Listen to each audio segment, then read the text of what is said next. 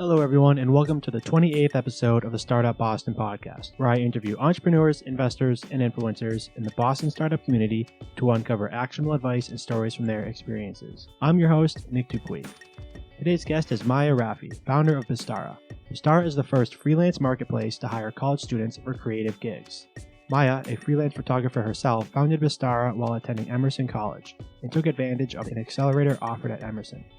Bistara encourages students to be your own boss in order to build up a portfolio of work prior to graduation. Today, there are over 700 freelancers and more than 300 clients on the platform. A few things Maya talks about in this episode are how they originally started building out the marketplace, what the experience was like to start a company while in college, why students have a hard time valuing their talents and how they can overcome that, and tips for clients and freelancers to help them be more successful on the platform. If you like today's episode, be sure to subscribe to the podcast on iTunes so you can get all the new episodes as soon as they're released right on your podcast app. And as always, you can find today's show notes at startupbostonpodcast.com, and you can reach me at nic@startupbostonpodcast.com. Enjoy today's episode.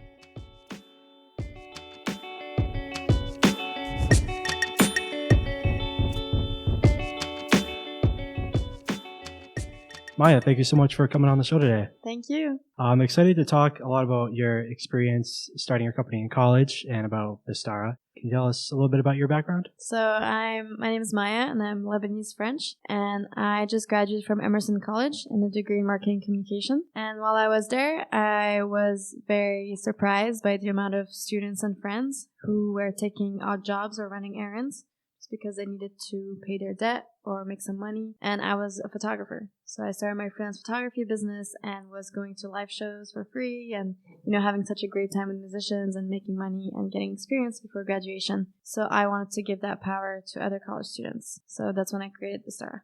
What was the experience like for you to start Bistara while you were in college? It was crazy. Good crazy. It was interesting because I had to balance out kind of being a student, and especially I launched Bistara in my last year. I was kind of balancing my capstone, which is like this whole senior project of being a marketing major, and then also my freelance photography career, and then also having Bistara. And also being in college and going out and, seeing people and meeting people. Mm-hmm. So it was very exciting, but also very overwhelming, but I only keep the positive part to myself. I think it's a great time to start a company. What was your capstone about? We actually, we did a whole marketing campaign for Snapple. Oh, cool. Yeah. Did you use Bistara in any way to help you with that? No, it was like very much class oriented. So Bistara is like a baby. So I was always on the side kind of taking care of my baby.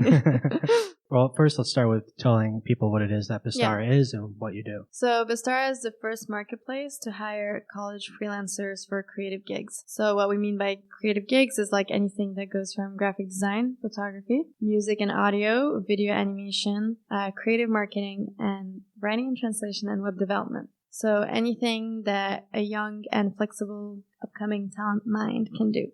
What are like some of your favorite examples of projects that have been completed? So as of now, most projects have been video or photo shoots or design, which I have found to be very interesting because it's a lot of event-based companies or companies who have events who are looking for really fresh kind of media coverage of their events. And so you also have a lot of music videos that were done. What's interesting about Bistara is that clients can be anyone, but a lot of times they're also students. So we see an interesting combination of like students wanting to hire other students.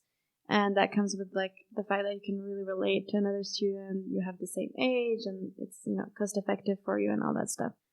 So we have a lot of partnerships with filmmakers, for example, at Emerson, and music students at Berkeley who do music videos together. And then for the design, there's a lot of freelancers who need design work to be done. There's been corporate who's been asking for design work for flyers, posters, and stuff like that. That's the biggest ones so far. Why do you think a lot of your clients so far have been other students? That's most of them, but some of them. And I think that's just because in the beginning it was kind of this. The way we tested Bistara in the market was to really test it between Emerson filmmakers and Berkeley musicians.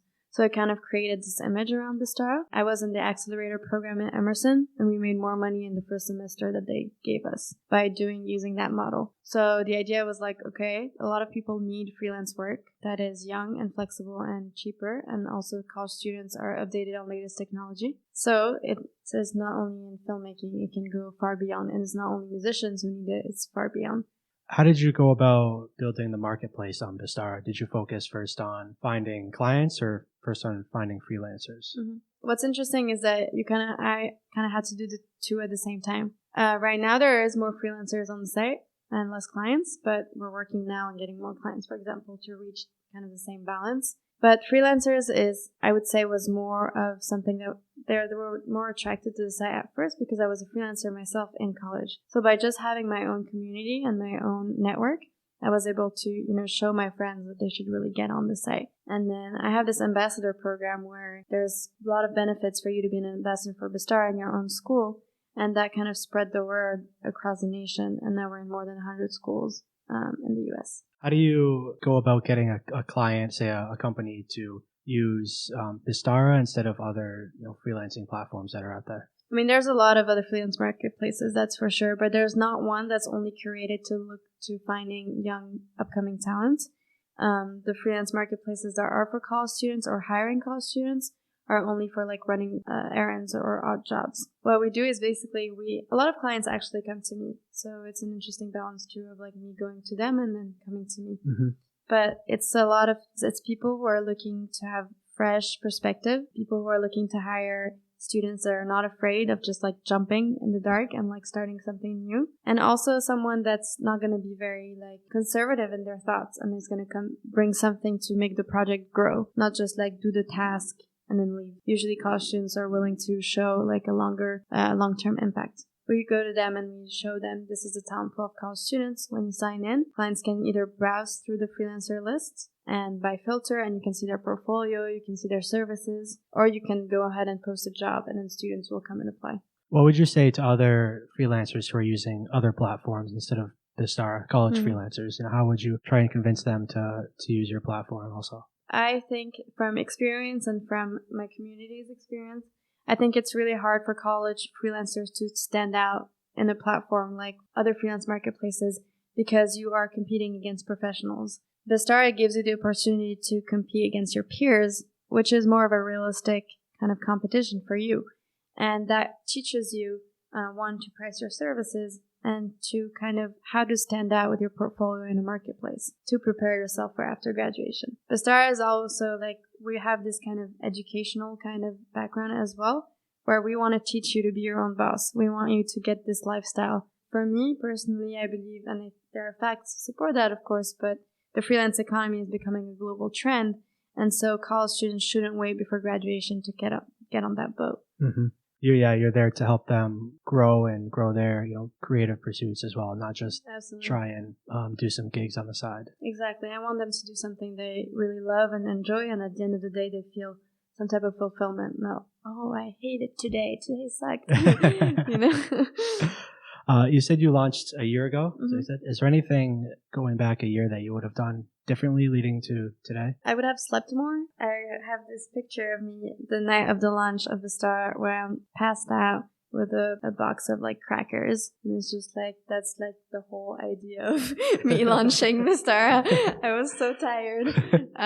But also we work with a team of coders in India. So I'm always working from, at the time that it's their daytime, so it's like the time difference and all that. I think a year ago would have been nice to have had a coder who's in Boston, because that takes off the challenge of like lack of sleep, for example. Yeah, have someone on the technical side. Exactly. What would you say has been the biggest lesson for you to learn along the way? I'm glad I did it. That I think it's I'm 21. I just turned 21, and I think it's the best time to kind of go ahead and pursue whatever you want to pursue. Because one, you're young. If it doesn't work out, it's okay. Like, it's fine. You can do whatever you want after. It's okay. Two, it's just like I'm not only building myself with work and kind of spreading this message that I really care about, but it's also, I want to leave an impact. I want to leave a trace in the sense that I want college students worldwide to kind of take that step up and do something they love and not be some into something that they really don't care about. And just the whole idea of being your own boss, I think it's a whole lifestyle. It's not just a work ethic or anything. It's just, you wake up in the morning, what am I going to do this morning to get myself motivated, for example? And I think that's something that's so important and I really want to spread. And from my own experiences, I learned a lot about that and how to improve myself in that as well. What do you think stops or prevents college students, especially creative college students, from, freelancing as well? It's tough. I was talking about balance earlier because college students, it's probably the first time you live outside of your parents' house. So you have to balance this whole classes, so schedules, whatever, finals, whatever. And then you have school clubs and you have social life and relationships maybe and all that stuff. So I think college students tend to try to focus on class and achieving academics. But in a school like Emerson, everything is so hands-on. So you would see a lot of side projects, but college students don't always know how to monetize their services, especially creative services. There's a lot of competition. And as an artist, we always doubt ourselves and we're always should I really charge this much? So it's nice to have a platform that kind of empowers you to really value your services. How can students overcome that, that idea of should I charge this much? How can they value their talents? I think it's the thing where you just have to try and go for it. See what the market will pay for. See what the market will pay for. The market will always tell you and then you can adapt. It's so easy. You can go lower, you can go higher. There's no stress about it. Yeah. I don't know who said it, but I heard someone talking about it and they said take the number you think and then multiply it by 5. And then it's probably expensive. probably closer to what someone's willing to pay. Yeah. So tell me about the E3 program at Emerson and how that has helped you with starting Bistara. Yeah, so actually there's 2 programs at Emerson. There's E3 and Emerson Lunch, and E3 is part of the entrepreneurship minor, and I was part of Emerson Lunch. So Emerson Lunch has nothing to do with academics. It's just kind of an outside accelerator. They launched 2 years ago, and I wasn't the first startups to go through Emerson Lunch. So it's been a really great experience in the sense that I was kind of helping them grow as well, because of my experience as a startup and their experience as an accelerator. So it was the beginning of this whole entrepreneurship kind of boost in Emerson, which was so beautiful to be a part of. But also Emerson Lunch, they gave me amazing, incredible mentors that I talk to almost every day. They gave us office space at WeWork, which was so fantastic because we were part of a community that kept growing as well. I was in San Francisco or London and I still had access to, an office space, which was so amazing. And then money, which is always helpful. Yeah. Always a good thing. How do you think your experience would have been different if you didn't have that Emerson Launch program? I think it would have been more difficult. I had the chance to have access to, for example, lawyers or people who can give me advice that, usually it's really hard to reach these people. So it was definitely a great support system to have. If I didn't have it, I'm sure I would have somehow, I just got lost and had a good time. I feel like I would have, found a way to do it. What tips would you give to freelancers on your site and clients on your site to help them each be more successful? For freelancers, I would say make sure that your profile is complete. Put a profile picture. You want clients to relate to you. Put your work, previous work, even if you didn't do much, just let us know what you do and your potential, and maybe do mock-ups or something you did in class just to show, because clients are not gonna trust you if they don't see any work, like any freelancer. So just make sure that you really put yourself out there. And there's even tomorrow I'm having a workshop at Emerson to help build your portfolio. So sometime soon there will be some of these workshops across the nation, and you will be able to also to learn and keep learning. It's not because you think you're a designer that you're done learning. Just go and learn different skills, and you can really jumpstart your freelance career. And then for clients, I would say don't always think that college students are cheaper. That's not the priority. You should prioritize that college students are flexible and they're creative and they're updated on latest technology, which is really, really important. For example, 360 and virtual reality video. And also to think that college students, recent graduates, are really in demand. When they graduate, companies or corporates are looking to hire them. So don't wait till graduation. Start training them before, give them the experience they deserve and the money they deserve, so that when they do get out, you have all this talent pool that's already really know how to do freelance work. And the students would have a more robust profile as well, or resume, if they have all that freelance experience to back it up. What does the future look like for Bistara? I was recently in Lebanon for a competition, and I saw a great need for it as well there. Lebanese young people are very motivated to make things move and to make things change, and I think this whole lifestyle of being your own boss can be a part of it. So I'm really seeing this model to work in different cities, in different countries. So eventually that would be the goal of Bistara. It would be to kind of partner up with universities worldwide and have that be part of being a college student. Also being able to do freelance work on the side that you care about. Can anybody right now sign up to be a freelancer? As long as you're a college student? It's just the .edu? Yeah, we also have a back office that kind of checks if people are college students or not. And when there's a lot of students who've graduated since Bistara was launched, and they get like 2 years after to stay on the site. Okay, so you don't kick them off right away. They're not kicked off right away, but eventually, they can move on to other freelance opportunities, but we want to make sure that they're really trained and get the gigs that they deserve. When did you start freelance photography? It all started when I was in San Francisco. I was a middle school student, and I found my dad's photo album from the Civil War in Lebanon. And it was a bunch of him taking pictures on rooftops and of explosions of soldiers coming home, and it was just looking at it and I was like, oh my god, what did I just fall on? And so that really inspired me that I wanted to kind of photograph chaos at first. I wanted to show people what they didn't know about and do photojournalism. So I went to Stanford and took photography classes, and then I started in high school doing some events, corporate weddings, stuff like that. And then when I really got to Emerson, I started Humans of Emerson, which was kind of based around the Humans of New York concept. And that worked really well. And that was kind of my bits and pieces of photojournalism while I was a student. And then just meeting Berkeley students kind of revealed me to this whole world of live music. So now I'm kind of in between live music, portfolio for students, musicians, actors, all that, and also photojournalism and travel.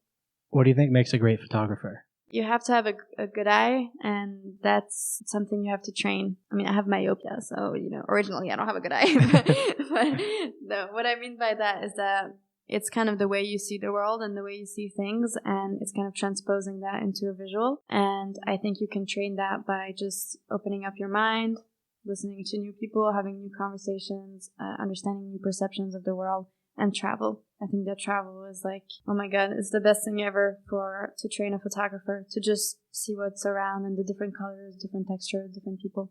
Where's your favorite place you've been? Oh man, I love Costa Rica. I love Costa Rica. Yeah. I was in Costa Rica. I went there with 3 friends. That's awesome. This was in October of last year. Mm-hmm. And we just rented a car for a week and drove around the coast and stuff. Wow. It was incredible. Was it the Pacific? The Pacific coast. Oh, that's so amazing. Yeah. Yeah, I remember I was going from one town to another, and I'm the only one in my family who speaks Spanish. So I was talking to the driver, and he was like, oh, you have a camera? And I was like, yeah. I was like, what do you like to shoot? And he was expecting nature and flowers. And I was like, people, I love people.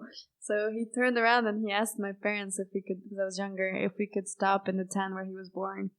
So we ended up stopping in his town, and he showed me around. It was incredible. The people were awesome. So amazing. Yeah. Wow. Yeah, I loved driving through just the small villages and the mountains, and 100%. It was just very different from here, obviously. Yeah. Yeah. I went ziplining, which was awesome. That's fun. Yeah. Yeah. It was cool to see also the beaches there, mm-hmm. where you could just walk on the beach and they'd be a mile long, and you're the only person there. Yeah. It was just incredible. It's a different kind of beautiful.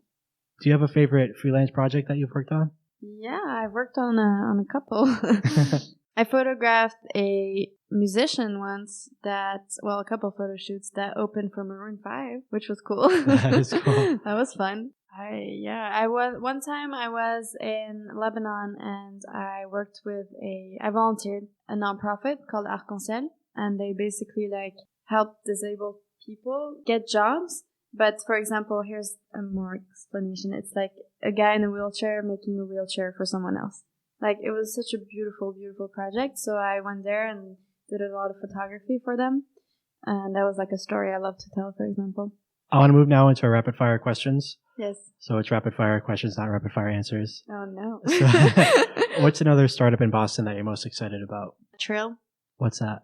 They show you events going on around Boston, and it's just really cool stuff. It's very concentrated on the arts and music, and my friends were featured on it. What's something about you that most people don't know? I always have chocolate in my bag. Favorite chocolate? Do you have any favorites? Dark chocolate. Dark chocolate? It keeps you going, and it's good for you, and it goes really well with wine. Do you have a favorite brand of dark chocolate, or is it just any dark chocolate? I like French chocolate, yeah, Okay.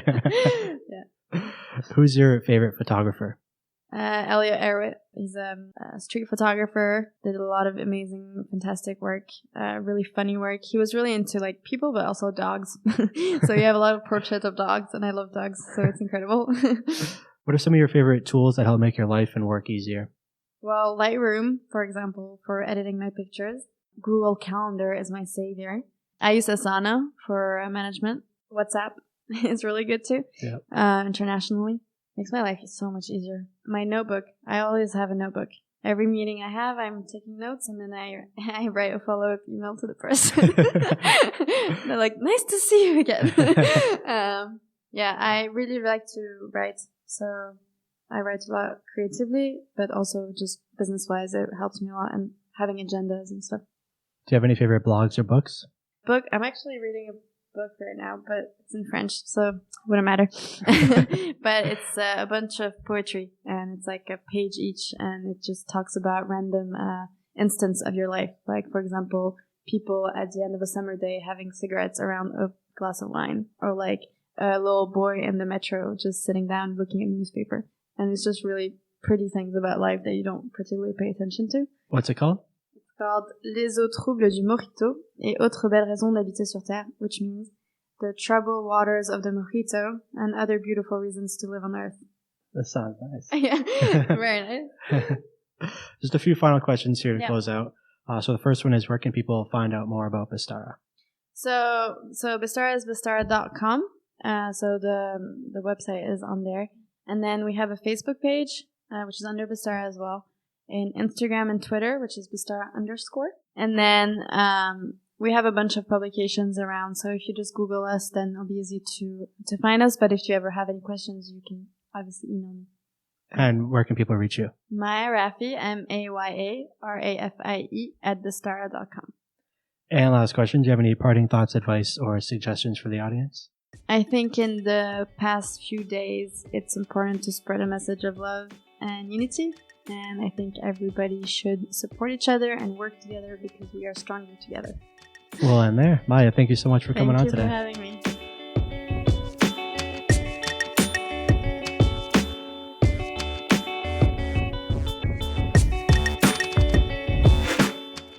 If you liked today's episode, be sure to subscribe to the podcast on iTunes. You'll get all my new episodes as soon as they're released right on your podcast app. And if you really liked today's episode, it would mean a lot to me if you could write a review of the podcast as well. Just go to startupbostonpodcast.com/iTunes. And remember, you can find all show notes with links at startupbostonpodcast.com. Until next time, if you have any feedback, ideas for guests, or just want to say hi, you can reach me at nic@startupbostonpodcast.com, or reach out on Twitter at startupbosscast. That's startup BOS cast. Cheers.